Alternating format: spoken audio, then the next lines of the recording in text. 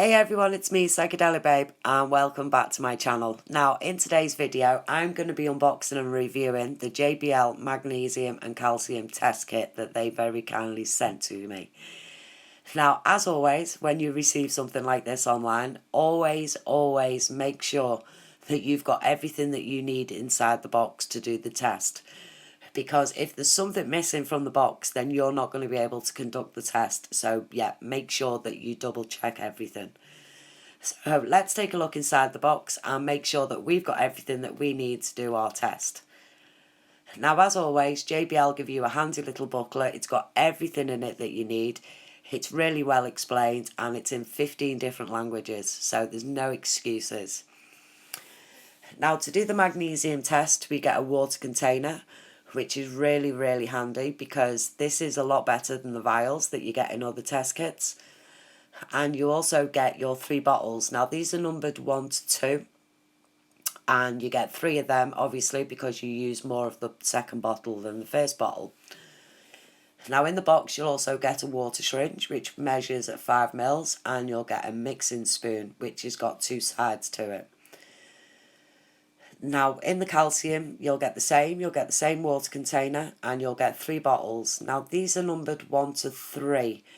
Now, these are bottled numbers 1 to 3 because number 2 is actually a powder, so make sure you don't lose this and make sure it is in the box.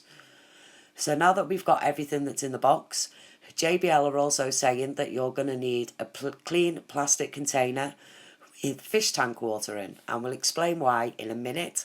Because we don't want to forget, we need our notebook and pen because we're going to need to write down our results when we've finished. Now, the reason why JBL are asking us to use a clean container with fish tank water in is because when you rinse your water container before you do the test, you don't want to use tap water. Because if you use tap water, you're going to contaminate the water container and the results that you get from the test aren't going to be accurate. So please make sure that you do rinse the container in fish tank water. So now that we've done that, we're going to use the JBL water syringe, which measures 5 mils. And also make sure that you've got no air bubbles in it, otherwise it's not going to give you an accurate 5 mil reading. And we add this to the container, and then we take bottle number 1 of the magnesium test kit, and we give it a good little shake. Now, these bottles can be a little bit fiddly to open, but that's just for security reasons, so yeah, they are a little bit fiddly. But they do open eventually. Now, with this bottle, we're going to add it to the water itself by inserting it into the water container, and we're going to add 5 drops. 5. Now, once we've done that, replace the lid and then give it a shake, and it's a nice funky red colour. And then we wait 1 minute. Now, the reason why I inserted the bottle into the water container is because I wanted to make sure that the fluid itself goes into the water. Now, if you add it any other way and it goes onto the side, then you're not going to get an accurate reading. You've got to make sure that the fluid itself goes into the water. Okay, so why are we actually testing for magnesium? Well, magnesium serves several purposes in your fish tank. Firstly, your corals and other invertebrates use it to metabolise the calcium. Secondly, it interacts with your tank's water to make it easier to dissolve the calcium into the water column. Natural seawater has a magnesium level of 1285 parts per million. Your reef tank ideally will need a level of between 1250 and 1350 parts per million. But anything up to 1400 is absolutely fine. So now the minute's up, we're going to take bottle number 2, and like before, we're going to give it a good shake. And we're going to start adding it 1 drop at a time. Now, every time you've added a drop, you're going to shake your water container and give it a mix up. Now, the reason why you do this is because it gives you an accurate reading. Like I said before, you've got to make sure it goes into the water. Now, when I've done this test a couple of times, and I've found the easiest way to do this is to keep the bottle in this position. Because if you move the bottle back into the other position, when you move it back, it's sort of like got a little air bubble in it. And it's not going to give you the full drop of fluid that you're going to need to do the test properly. So yeah, make sure that you do it properly. And make sure you give it a good little shake. Now you will notice it changing colour. It's going to go from red to like a grey browny colour, and it should eventually go to green. Now I hope that you're all counting the drops, because I've been counting them as I've been talking, so I know where we're up to. And yeah, as you can see, it's going to go green just after this drop. Maybe one more. Let's have a look. No, another drop. Is it gone green? Yeah, I'd say that's green. It's as green as it's going to go anyway. So that's 12 drops. And what we're going to do is we're going to make a mental note of that while we cap the bottle. And then we're going to write it down, and this 12 actually gets timed by 120. But I'll explain all that to you at the end of the video. So now we're going to test for calcium. Now, as before, we take our water container and we're going to rinse it in the nice clean fish tank water. And we're going to make sure that it's not contaminated and it's ready to use for the calcium test. Now, as before, this is just super simple. It really is. As you can see, I've had no problems whatsoever. And now we're going to take bottle number 1 after we've inserted the water into it. Now, these bottles are slightly different from the magnesium, and you'll see why in a minute. Now, when I added bottle number 1, I was hoping to see colour, but you don't. All you'll see when you've added these 5 drops is like a cloudy substance in the water. So don't panic if you think you're doing it wrong, because you're not. This is what you're meant to be seeing, and that's just cloudy water. So we're going to give that a shake, and we're going to wait another minute for that to do that. So why do we test for calcium? Now, it's really important to monitor your calcium levels on a weekly basis and to try to keep them at the recommended levels. Low calcium levels negatively affect the growth, health and coloration of your corals, and what little growth may occur will inevitably result in thin spindly branches, which will also lack in their usual vivid colours.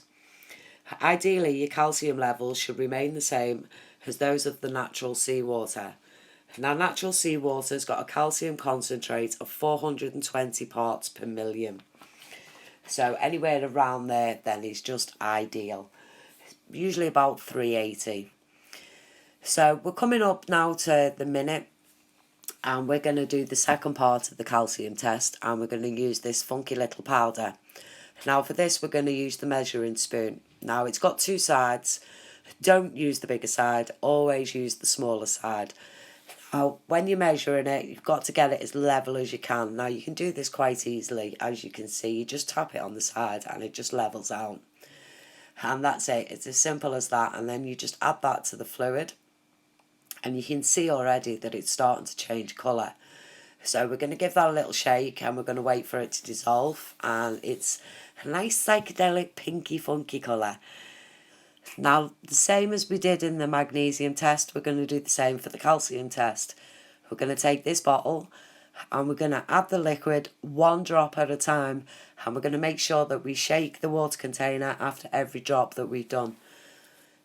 Now, as I was explaining before, the reason why we do calcium test is because it is really important. Now, I got cut off before because I had to add the second part of the test. And I was saying that your calcium water levels should be about 380 and 450 parts per million. Now, when you do your water test, you do have more of a chance of seeing a lower calcium level when you do your test, which means you'll just have to raise it. Now, there are several methods in which you can do this, but we'll discuss them once the results are in and we see what level my tank is at. Now, as I've said, I have done this test a few times, and this is a voiceover, obviously, as you've all obviously come to be aware of. And yeah, I was quite taken aback by this test because I found it so easy to use. It's a lot easier than other test kits that I've used, and so far I've done about 5 tests, and every single test has come back the same and give me exactly the same reading. So I'm really pleased with it. I'm pleased with how easy it is, and I'm hoping that after you're watching this video, you'll see how easy it is yourself, and hopefully you'll go and purchase it. Now, as you can see, my funky psychedelic pink isn't quite that pink no more. Now, this vial, this water container rather, should be changing from a pink to a violet colour to this blue. Now, this was 17 drops. Now, I'm sure many of you are going to rewind the video and check it back and this and forth. But yeah, it was 17 drops, and we're going to times that by 20. Now, like I said, I'm going to explain all that a little bit in depth in a second. So let's just cap everything off, write it all down, and then we'll go and work it all out, and I'll show you how I worked it out. So here I am with the results, and in the JBL leaflet it actually says for the magnesium test we take our amount of drops and we times it by 120. So with that being said, I got 1440. Now for the calcium test it says that we have to times the drops by 20. Now I got 17 drops, I times it by 20, which gives me 340. So now I have to take the 340 away from the 1440, which gives me 1100. So my magnesium level's 1100 and my calcium is 340. So there you have it, there's the results for the side chick. Now, you may have remembered before I did say that I was going to get low readings, and if you do get low readings then there is a way around it. Now, there's several ways of going around having low readings of calcium and magnesium. One of them is by adding some calcium rich decorations such as coral sand or some tougher rock. Or you could go down the other road and you could use a liquid supplement. Now, there's quite a few of them out there. I haven't really had time to look into any of them because I haven't actually thought about dosing. But I have actually been sent some products by JBL. So I'm hoping to review them and give them a good read, and hopefully they'll supplement the tank with what I need. So that's it. There's my test on the JBL magnesium and calcium test. I found the test really easy. A lot easier than other test kits that I've tried. And I've also found it to be very accurate as well. I will be taking steps to obviously change my magnesium and calcium. If anyone's got any suggestions, then yeah, please do leave me a comment below. If anyone knows anything also about dosing and what I should be dosing or anything else, then yeah, please do feel free to use the comment section below. I'll gladly take on board anything that anybody has to offer.